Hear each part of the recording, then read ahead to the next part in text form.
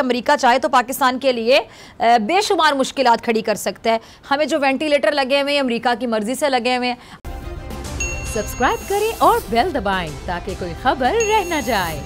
शेख साहब ख्वाजा आसिफ साहब ने कहा है कि जी अमेरिका के हवाले से उन्होंने ये कहा है कि अमेरिका चाहे तो पाकिस्तान के लिए बेशुमार मुश्किलात खड़ी कर सकता है। हमें जो वेंटिलेटर लगे हुए हैं अमेरिका की मर्जी से लगे हुए हैं। अब इस बयान पर आपको पता है हुकूमत की जानिब से शदीद तनकीद की जा रही है। हुकूमती वज़रा भी और मेरे ख्याल से खान साहब ने भी इस पर एक खान साहब का भी एक जुमला मैं सुन रही थी, ये शायद निजी टीवी चैनल को इंटरव्यू में उन्होंने ये बात की है कि ख्वाजा आसिफ साहब किस बात का हवाला दिया, अगर मैं गलत नहीं हूँ, मैंने शायद सुना, मेरी नज़रों से गुजरा।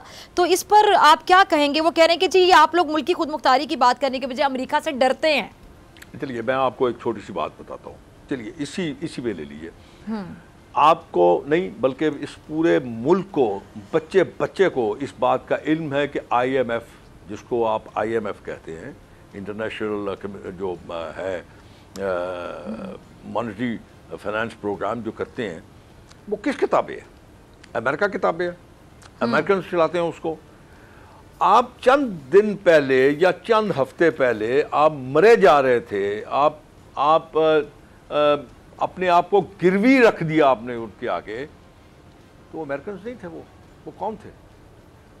तो जब आपको ये पता है कि आपकी किस्त अगर नहीं जाएगी तो आप कहाँ खड़े होंगे, आपने कर्ज लेने के लिए अपने स्टेट बैंक को गिरवी रख दिया, आपने अपने आप को गिरवी रख दिया, आपने सत्यानाश कर दिया इस मुल्क का। वो कौन लोग थे? वही थे ना जिनको आज आप बुरा भला कह रहे हैं, सिर्फ इसलिए कि आपके खिलाफ तहरीक अज़्म एतमाद आई और आपको ये पता है कि वो कामयाब होगी। आप अपनी सियासत को बचाने के लिए ये ओछे हथकंडे इख्तियार कर रहे हैं, इस्तेमाल कर रहे हैं।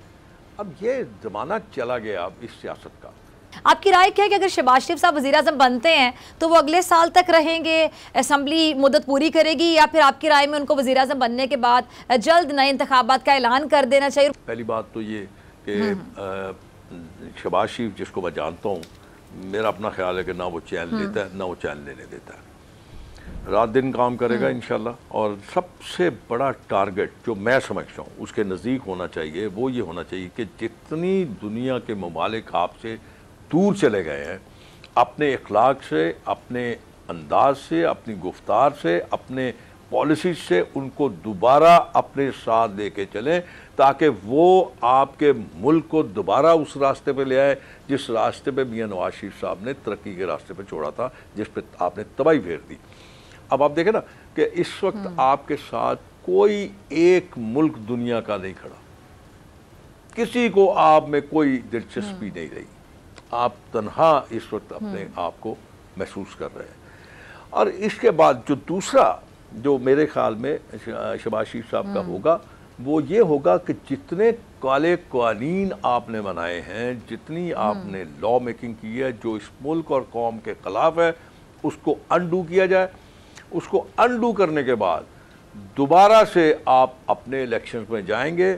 उसके लिए आप कितना अर्सा लगता है मुझे इस बात का इल्म नहीं है, लेकिन उससे पहले आपको उस शख्स को भी अपनी मसंद से उतारना है जिसने इस पार्लियामेंट के फोरम को या पार्लियामेंट के वकार का सत्यानाश किया। उसकी तबाही फेरने में उस असद कैसर का हाथ है और सूरी साहब का हाथ है। उनको भी उसी रास्ते पे भेजने की जरूरत है जिस रास्ते पे खान साहब जाएंगे। सब्सक्राइब करें और बेल दबाएं ताकि कोई खबर रह न जाए।